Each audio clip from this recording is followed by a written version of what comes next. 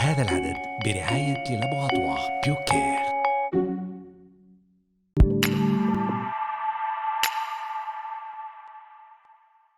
Salam, nous vous parlons aujourd'hui de l'hyperprolactinémie et ses conséquences sur la fertilité. Définissons-la d'abord. نتحدث اليوم عن فرط prolactine الدم وعواقبه على الخصوبة. La prolactine est une hormone qui agit sur la sécrétion de la progestérone chez la femme et de la testostérone chez l'homme. Nous assistons parfois à des sécrétions massives de cette hormone qui peuvent bouleverser les cellules sexuelles. Comment alors ce genre de situation peut-il impacter la fertilité? Est-ce les mêmes conséquences chez la femme et chez l'homme? أحيانا هناك إفرازات هائلة من البرولاكتين يمكن أن تزعج الخلايا الجنسية. كيف إذا يمكن لهذا الموقف أن يؤثر على الخصوبة؟ هل هي نفس العواقب بالنسبة للرجال والنساء؟ مرحبا dans حالتي هيلثي.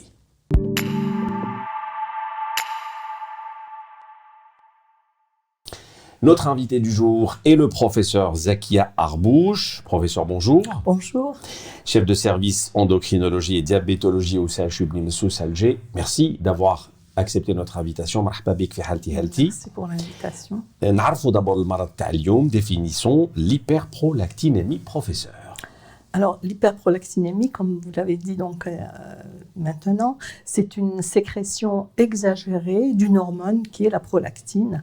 Donc, cette hormone qui est sécrétée par les cellules lactotropes de l'antéhypophyse. Normalement, dans des situations physiologiques en dehors de la grossesse, la sécrétion ne doit pas excéder les 20 nanogrammes par millilitre. Lorsque ça excède ce taux, on est dans le cadre de l'hyperprolactinémie. Donc, il y a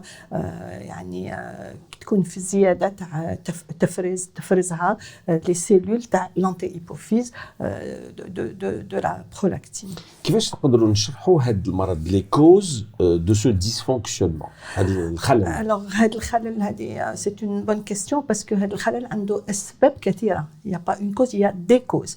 Alors les causes, il y a d'un côté les causes physiologiques. On a parlé de la grossesse. قلنا كي تكون المرأة بالحمل automatiquement la prolactine راح تزيد تفرز أكثر من طرف هذوك les cellules donc de l'antéhypophyse. مثلا في بين أول الحمل حتى آخر الحمل les taux de prolactine sont multipliés par 10 par rapport aux taux initiaux.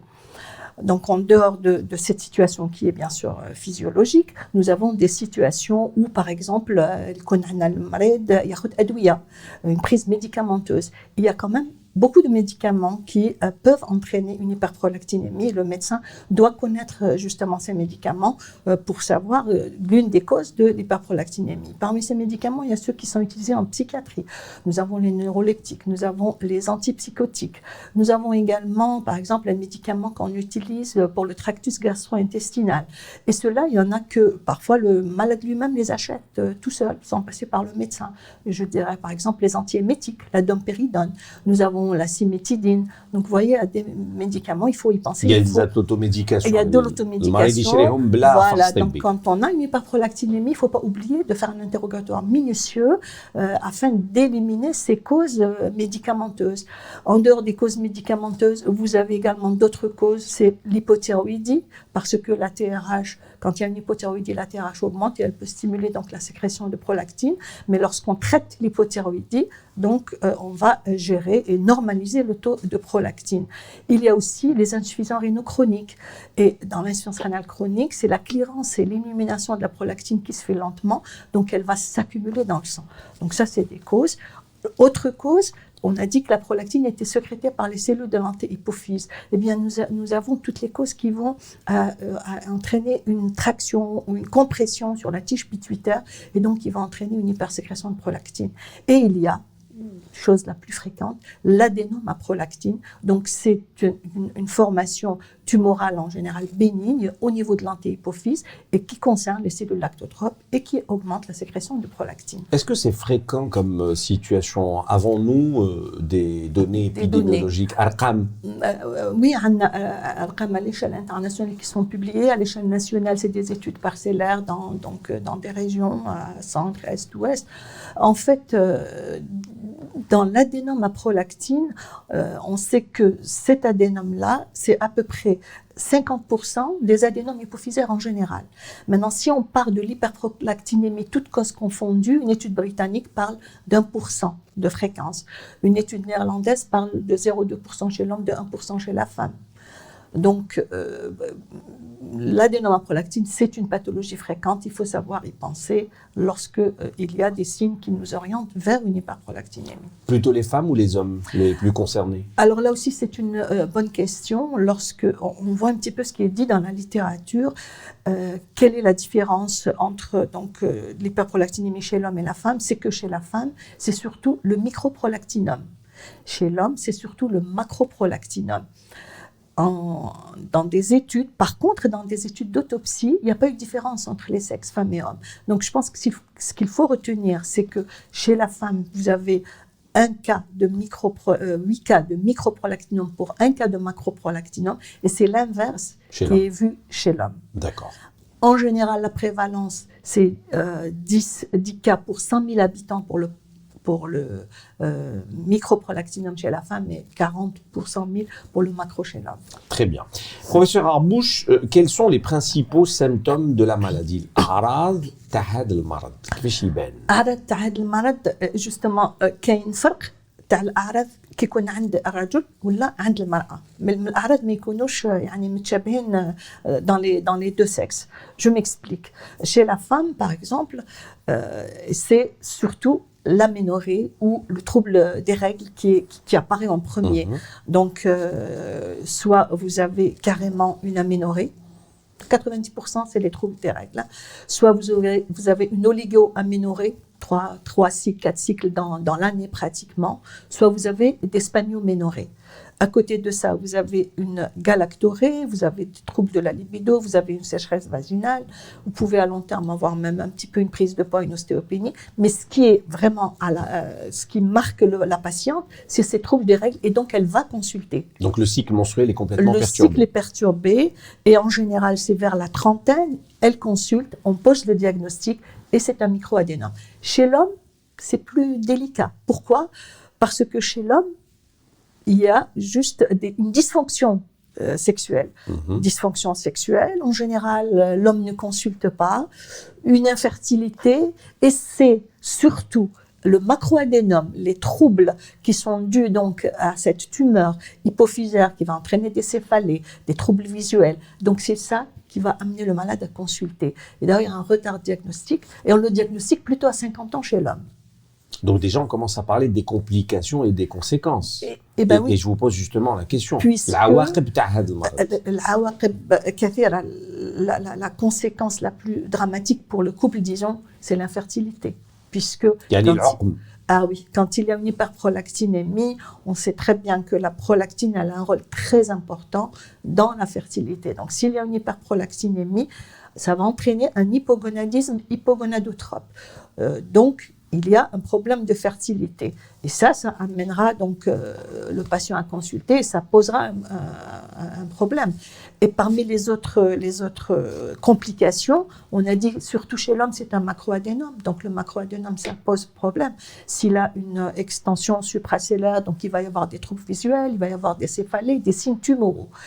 Et en plus... donc les conséquences peuvent être plus graves. Bien sûr, si le macroadénome n'est pas traité, il a une expansion supracéllaire, il est à côté du chiasma optique, il le comprime, on peut avoir des troubles visuels, voire même une cécité.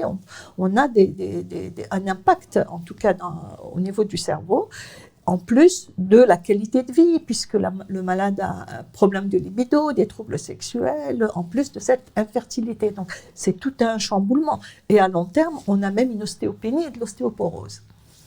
D'accord. Et aujourd'hui, le rapport est direct avec l'infertilité. Je veux dire que c'est un constat unanime selon les études, selon les chiffres dont on dispose à l'échelle internationale. disons que bon, l'infertilité, elle a aussi de multiples causes. C'est pas donc le débat actuel, oui, c'est pas l'unique cause, mais ça fait partie des causes. Pourquoi? Parce que pour qu'il y ait une bonne fertilité, il faut que l'axe gonadique soit intègre. Je m'explique. Donc l'axe gonadique, vous avez l'hypothalamus qui va stimuler l'hypophyse. L'hypothalamus va générer de la GnRH, va stimuler l'hypophyse qui va générer de la FSH-LH.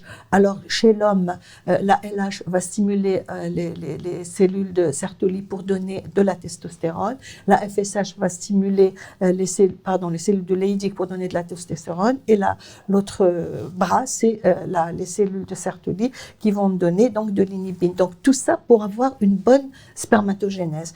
Donc s'il y a une hyperprolactinémie, ce qui se passe, c'est que ça va bloquer la GnRH. Il y a une sécrétion pulsative qui va plus faire, donc il y a un hypogonadisme, il y a moins de FSH-LH, donc tout l'axe gonadotrope est perturbé et il y a une hypofertilité. Chez la femme, c'est pareil, il y a une anovulation parce que la prolactine va bloquer justement cette sécrétion de FSH et de LH. L'effet est plus immédiat chez l'homme que chez la femme? L'effet est diagnostiqué plus tard chez l'homme. D'accord. Parce que chez la femme, l'effet est immédiat parce qu'il y a ce trouble des règles qui alarme la femme et donc elle va consulter. Chez l'homme, d'abord, c'est plus un trouble de la dysfonction sexuelle, dysfonction érectile. Donc on pense à autre baisse chose. La libido, donc peut-être il ne consulte pas, il va perdre plus de temps. En fait, ce n'est que entre 45 et 50 ans qu'on pose le diagnostic de macroadénome. Ce n'est pas si apparent que chez la femme. Ce n'est pas si apparent que chez la femme, donc ça met plus de temps à être diagnostiqué. Alors, question de la thérapie maintenant. Quels sont aujourd'hui les traitements qui existent aussi bien à l'international qu'en Algérie? Expliquez-nous un peu comment on traite ce genre de maladie. Eh bien, dans justement cette situation où nous avons un adénome à prolactine, parce que dans les autres situations, si c'est médicamenteux, il faut voir est-ce qu'on peut arrêter le médicament, est-ce qu'on peut le diminuer, etc. L'hypothyroïdie, on la traite, l'insuffisance rénale, on la surveille, on la traite également. Mais si c'est un adénome à prolactine, eh bien, heureusement, il y a des thérapeutiques efficaces, contrairement aux autres adénomes ou tumeurs hypophysaires où parfois les thérapeutiques sont moins efficaces. Ici, il y a une efficacité à peu près dans 80% des cas, donc c'est très intéressant. Nous avons 3 médicaments à l'échelle internationale, un médicament ancien qui est la bromocriptine, un médicament aussi un peu plus récent qui est la quinogolide, et puis la cabergoline, qui est disponible chez nous en Algérie, qui est très intéressante. Donc vous êtes en train de citer les principes actifs de... Les DCI, bien sûr que c'est les noms DCI. Nous avons la bromocriptine et la cabergoline qui sont disponibles chez nous, donc dans notre territoire algérien, et qui sont donc... le médecin peut les prescrire, et qui sont très efficaces puisqu'ils agissent efficacement à 80% des patients. Ils réduisent, non seulement ils réduisent dans les macroadénomes, c'est ça qui est intéressant, parce qu'ils réduisent le volume tumoral. C'est spectaculaire, la tumeur, donc elle est réduite. Et dans le microprolactinome, pareil, donc ils agissent sur la sécrétion de prolactine. D'ailleurs, chez la femme, il y a un retour de règles, il y a une ovulation et ça permet d'avoir une fertilité qui est convenable. C'est des médicaments sous prescription médicale, bien sûr. Bien sûr, sous prescription médicale. Bien sûr qu'il faut un petit peu évaluer aussi leurs effets secondaires, ne pas négliger les effets secondaires. Juste une parenthèse, c'est justement pour la cabergoline, c'est le médicament qui a le moins d'effets secondaires par rapport aux 2 autres médicaments que nous avons cités. Donc, il est plus safe. Les effets secondaires les plus courants, c'est les vertiges, hypotension orthostatique, désordre digestif. Mais ça, c'est très, très peu fréquent avec la cabergoline. Il y a d'autres effets secondaires, c'est des comportements addictifs qui sont plus fréquents avec les 2 autres qu'avec la cabergoline. Il y a aussi été décrit des problèmes cardiovasculaires et notamment valvulaires. beaucoup plus avec les deux autres molécules qu'avec la cabergoline. D'ailleurs, avec la cabergoline, il y a eu pratiquement une méta-analyse en 2019 de 13 études. Et il y a eu une seule étude qui avait montré qu'il y avait une atteinte tricuspide. Et cette même équipe, c'était Steele, je crois, et collaborateurs, dans le JCEM en 2019. Ils ont refait l'étude en 2020 ou 2021 et ils n'ont retrouvé aucun impact sur la cellule, sur la valve tricuspide ou les autres valves. Mais néanmoins, il est souhaitable de faire une échographie avant traitement.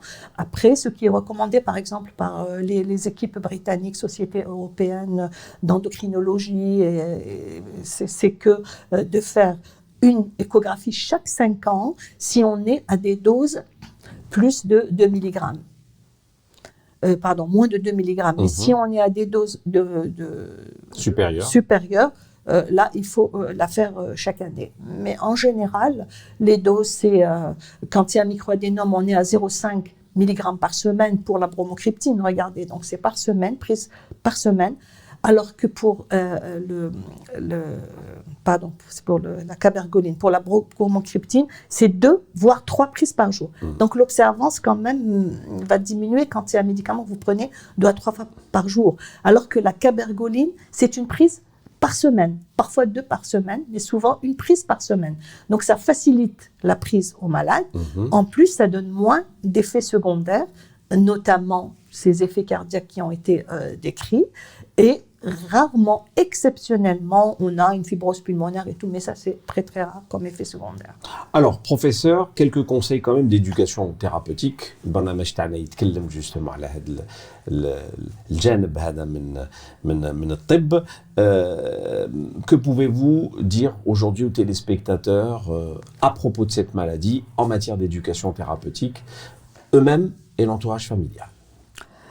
On avait parlé des hyperprolactinémies secondaires à la prise médicamenteuse. Donc, l'automédication, il faut faire attention parce qu'on a vu qu'il y a des médicaments comme la dompéridone, par exemple. L'automédication, باش نشرحوا اللي يروح يشرب الدواء بلا يروح يشري واحد الدواء بلا ما يعالج بلا ما يشوف طبيب قال لي نصحوا اسك هذا الدواء يوالم ما يوالمش باش يشوف خاطر كاين ادويه اللي يزيدوا في الافراز تاع لا برولاكتين.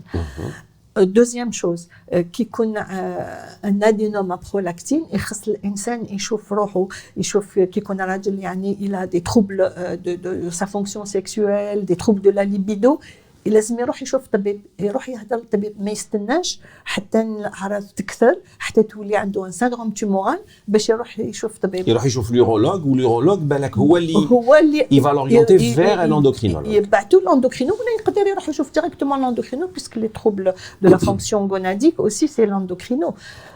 Et puis, chez la femme, comme c'est visible, المرأة إذا كانت عندها une galactorrhée, on n'avait pas parlé tout à l'heure aussi, la galactorrhée, يعني يصير لها شو الحليب مصدرها alors que ما راهيش ترضع تما راهي تنتبه باللي هذا ماشي سيتادير يفو كالا يكونسلتي ولا كانت عندها لي تروبل دي راغل لازم تروح تشوف علاش. هادو الاعراض اللي لازم ينبهوا الانسان باش يروح يفحص روحه. Très bien. Alors, on a quelques questions de téléspectateurs, professeur Arbouche. Le stress provoque-t-il l'hyperprolactinémie? يعني واحد اللي يزعف بزاف يتقلق. Au moment du stress, oui, on a une augmentation de prolactine. C'est décrit même dans des études. يعني كاين بحوثات اللي وراو باللي كي يكون الانسان ستريسي تطلع له لا برولاكتين. دونك من الاحسن بنادم ينقص في الستريس. C'est tellement facile à dire qu'à faire, vous allez me dire. اسكو سهل؟ حاجه ماشي سهله. دونك الزعف عنده يعني دور. الزعف عنده كمان امباكت، عنده دور باش يطلع شويه في لا برولاكتين effectivement. D'accord. Une activité physique intense sportif entre parenthèses peut-elle en être responsable? يعني هذه لازم تكون une activité physique de très haut niveau. خاطر ماشي الناس كيسمعوني يقولوا مالا الاكتيفيتي فيزيك ماشي مليحه. احنا نشجعوا الناس باش يديروا الرياضه ودوك نقولوا لهم العكس. الناس باش نديروا رياضه. هذيك الرياضات تاع لي فريمون لي اتليت دو تري هو نيفو سي فري هذيك انتونس هذيك تقدر تطلع لي تو دو برولactine لي تو اندورفين دونك البلوك لاكس غوناديك. D'ailleurs, je voulais juste rajouter quelque chose. Par exemple, les jeunes, les le bodybuilding pour avoir des beaux muscles, etc. Ou les anabolisants et la testostérone, ça c'est pas bon parce que ça va bloquer leur axe gonadique. Est-ce qu'il y a suffisamment de conscience autour de cette question? Justement, non. Parce qu'on en voit des magasins un peu partout. Ben non, parce que justement, ça bloque Et des produits en voici, en voilà. Ça bloque l'axe gonadique, ça bloque la spermatogénèse. C'est réversible après 6 mois d'arrêt, mais parfois, bon, ça peut entraîner quand même des soucis d'infertilité, etc. Mais le sport est bon. C'est juste quand on fait un sport vraiment intense, de très très haut niveau. D'accord. Est-ce qu'il y a un souci avec tout ce qui est interaction médicamenteuse? Quelqu'un, par exemple, il a des soucis de santé, il prend plusieurs médicaments à la fois. Oui. Il peut y avoir quelques petits dysfonctionnements. Ben oui, il y a toujours des dysfonctionnements quand on prend beaucoup de médicaments. Donc ça, c'est le médecin. Un exemple, par exemple, tu as les antipsychotiques.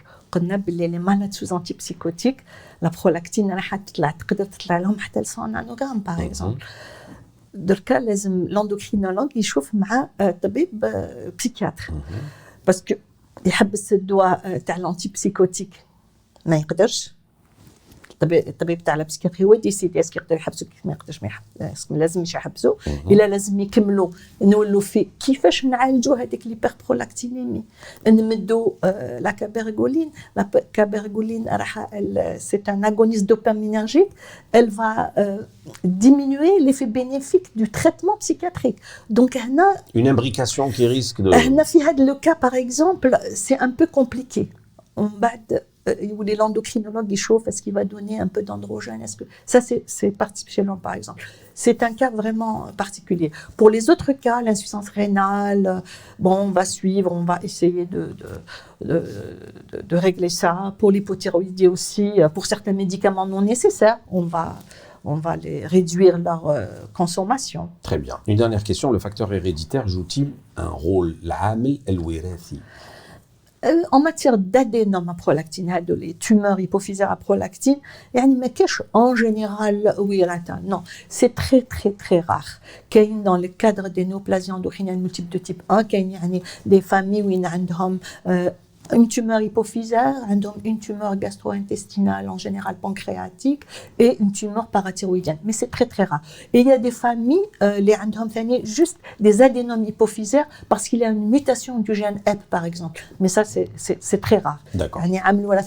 Rarement, soit mutation du gène HEP, soit une néoplasie endocrinienne multiple de type 1 avec une mutation de la ménine. Professeur Arbouche, ça fait 20 minutes d'émission, on n'a pas encore prononcé le mot Covid. C'est bien, on est en train d'oublier oui, la maladie. Ah bah oui, on n'a pas toussé aussi. Voilà. Dites-moi, une relation, pas du tout, je me permets de vous poser cette question. Entre prolactine et Covid, bon, je ne pense pas, bien qu'on a vu qu'il y avait quand même dans le Covid une relation avec beaucoup de glandes endocrines. Mais bon, l'hypophyse, à ma connaissance, je n'ai pas lu de papier sur ça. Par contre, la thyroïde, l'insuffisance surrénalienne, ça, on a un impact. Professeur Zakia Arbouche, merci beaucoup. Merci à vous. Chef de service, je rappelle, endocrinologie, diabétologie au CHU Beni Messous Alger. Merci de nous avoir suivis. Je vous donne rendez-vous au prochain numéro de Healthy Healthy. Salam.